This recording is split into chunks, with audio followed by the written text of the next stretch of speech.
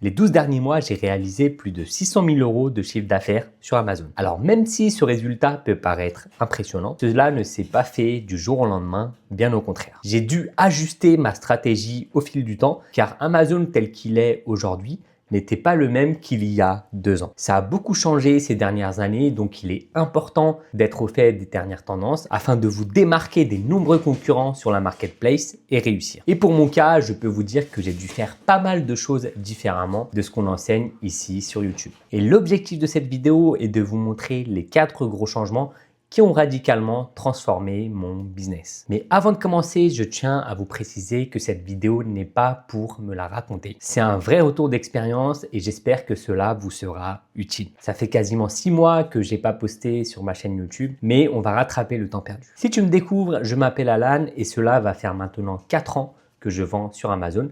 Au départ, c'était uniquement une activité à temps partiel, mais j'ai lancé un premier produit, puis un deuxième, puis un troisième, jusqu'à atteindre mes objectifs et devenir libre financièrement grâce à mon business Amazon FBA. Et ces 6 derniers mois, j'ai décidé de prendre un peu de recul, pas pour arrêter, mais pour rendre mon business plus intelligent, plus stable et beaucoup moins dépendant de moi. En clair, l'objectif était d'optimiser mon business pour que j'y passe le moins de temps possible et que j'en tire un maximum de revenus. Et c'est en prenant du recul que j'ai compris un truc simple. La différence entre ceux qui explosent sur Amazon et ceux qui échouent, c'est rarement une histoire d'algorithme ou d'outils. Mais c'est quelque chose de totalement différent. Il s'agit d'acquérir des compétences fondamentales et qui pourront te suivre tout au long de ta vie d'entrepreneur. Et ce qui fera ton succès en tant qu'entrepreneur, ce n'est pas forcément ta motivation ni la dernière tendance que tu suis, mais ta manière de voir les choses. Il faut arrêter de penser comme un consommateur et penser comme un producteur. Par exemple, là où la plupart des gens verront des difficultés, toi tu verras des opportunités et des problèmes à résoudre. Et qui dit problème à résoudre dit argent à la clé. L'autre point essentiel, c'est d'avoir une bonne méthodologie. Peu importe le produit que tu lances, si tu suis certains principes clés, alors tu maximises tes chances de réussir dès ton premier produit. Trêve de bavardage, entrons maintenant dans le vif du sujet et voyons ensemble les différents changements que j'ai mis en place dans mon business afin d'obtenir les résultats que j'ai aujourd'hui. Le premier truc que j'ai fait différemment, c'est d'arrêter de chercher le produit miracle ou le produit gagnant. Tu sais, celui que tout le monde promet dans sa vidéo top 5 des produits gagnants. Ce que j'ai compris, c'est qu'un produit qui marche, ce n'est pas forcément le dernier gadget ou un produit qui va buzzer un maximum. Mais au contraire, le produit gagnant, c'est souvent le produit chiant, le produit qui fait pas rêver grand monde et dont tu ne parleras pas forcément au dîner de famille, mais c'est un produit qui a de la demande régulière et qui est stable et donc te garantira des revenus sur le long terme. C'est le genre de produit que personne ne veut vendre, mais que tout le monde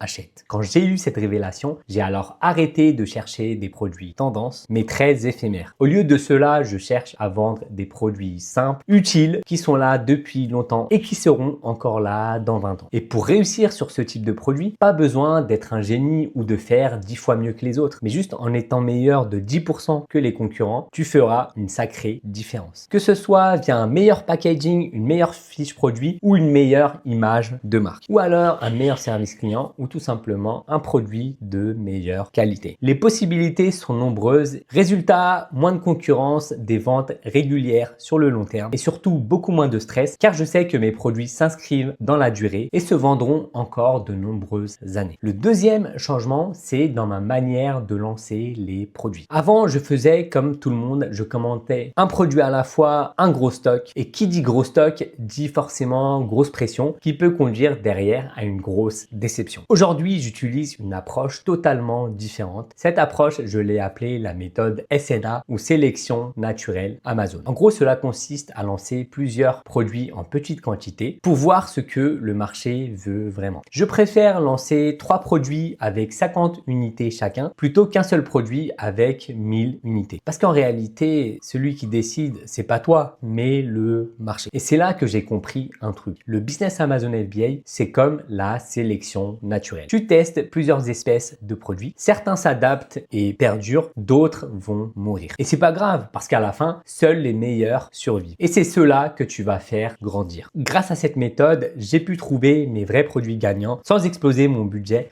ni prendre de risques inutiles, sans devoir investir dans un stock conséquent pour me retrouver ensuite coincé si mon produit ne se vend pas. Ce que j'apprécie aussi dans cette méthode, c'est que ça évite de passer trop de temps sur un seul produit à optimiser le moindre détail alors qu'il va peut-être faire flop derrière. Donc il vaut mieux avoir une approche plus agile et c'est la seule façon selon moi de perdurer aujourd'hui sur Amazon. Un autre élément que cette approche SNA m'a appris, c'est d'accepter les flops. Avant, quand un produit ne marchait pas, je le vivais mal, je me disais j'ai raté. Cela me décourageait et comme vous vous en doutez, c'est dans ces moments où on est le plus vulnérable et qu'on a un énorme risque de tout abandonner. Alors qu'aujourd'hui, je le vis totalement différemment. Si un produit ne marche pas, alors pas grave, car avant même de le lancer, j'étais déjà conscient du risque. Et chaque produit raté, c'est des données supplémentaires pour trouver celui qui va réellement exploser. Et c'est très formateur d'un point de vue business, car on comprend que ce n'est pas les pertes qui tuent un business, mais les égos qui refusent d'accepter la réalité du marché et d'ajuster sa stratégie. Donc une fois que tu mets ton ego de côté et que tu acceptes que certains produits sont faits pour échouer, tu avances plus vite, tu testes plus et au final, tu gagnes plus. C'est mathématique. Enfin, le dernier changement est mental. Avant, j'étais obsédé par les ventes du jour, les marges, les chiffres. Je passais mon temps à scroller sur l'application Seller d'Amazon chaque minute pour voir mes stats, alors que maintenant, je pense long terme. J'ai réfléchi à ma valeur ajoutée dans mon business et la pertinence de chacune de mes tâches pour pouvoir continuer de croître sur Amazon. Et c'est là que je me suis rendu compte que je passais beaucoup de temps à réaliser des tâches qui certes me permettent d'optimiser un peu ma marge, comme le fait de faire l'emballage avant envoi Amazon ou de gérer moi-même tout le stock et les envois Amazon. Cela me prenait parfois des heures et des heures. Le genre de tâche qui te fait économiser un peu d'argent mais ne va pas te rapporter plus de ventes. Et surtout, ça va t'épuiser aussi bien mentalement que physiquement. À tel point que derrière, tu n'as même pas le temps pour te concentrer sur les tâches à forte valeur ajoutée, telles que le sourcing et la mise en avant de ton catalogue de produits. J'ai donc commencé à déléguer à des prestataires tout ce qui est stockage de marchandises et conditionnement. J'ai automatisé certaines tâches et ça m'a libéré une énorme quantité de temps. Grâce à ça, j'ai pu lancer des produits 2 fois plus vite et donc doubler mon chiffre d'affaires. Et chaque année, ça continue de grossir encore et encore. Une réelle satisfaction. Donc là, tu pourrais te dire que peut-être je passe aussi beaucoup plus de temps sur le business pour parvenir à ces résultats, mais en réalité, je passe de moins en moins de temps sur ce business et pourtant, je continue de gagner de plus en plus. Et c'est ça la vraie liberté, c'est quand ton business tourne, même quand tu n'es pas devant ton ordinateur. Que tu sois en famille, en train de dormir ou de faire autre chose, ta boutique Amazon, elle continue de tourner 24 heures sur 24, 7 jours sur 7 et c'est ça la magie d'Amazon FBA. Pour résumer cette vidéo, si vous voulez réussir sur Amazon, il faut arrêter la chasse aux produits gagnants et de vouloir dénicher les derniers produits tendance. Au lieu de passer beaucoup de temps à peaufiner le moindre détail d'un produit qui n'est même pas encore vendu, privilégiez une approche où vous êtes rapidement confronté au marché afin de savoir si votre produit génère suffisamment de demandes ou s'il est préférable de l'abandonner pour passer à autre chose. En ayant cette approche et en lançant régulièrement des produits, vous vous assurez d'atteindre vos objectifs. C'était la première vidéo depuis mon retour sur YouTube après plusieurs mois. Si cela t'a plu, n'hésite pas à me le faire savoir en likant cette vidéo. Je vais continuer de te partager les coulisses réelles d'un business Amazon FBA à succès. Donc un business rentable, sans bullshit et sans promesses magiques. D'ailleurs, dis-moi en commentaire, est-ce que toi aussi tu as déjà eu un produit qui a floppé dans ta boutique et comment tu as réagi suite à cela?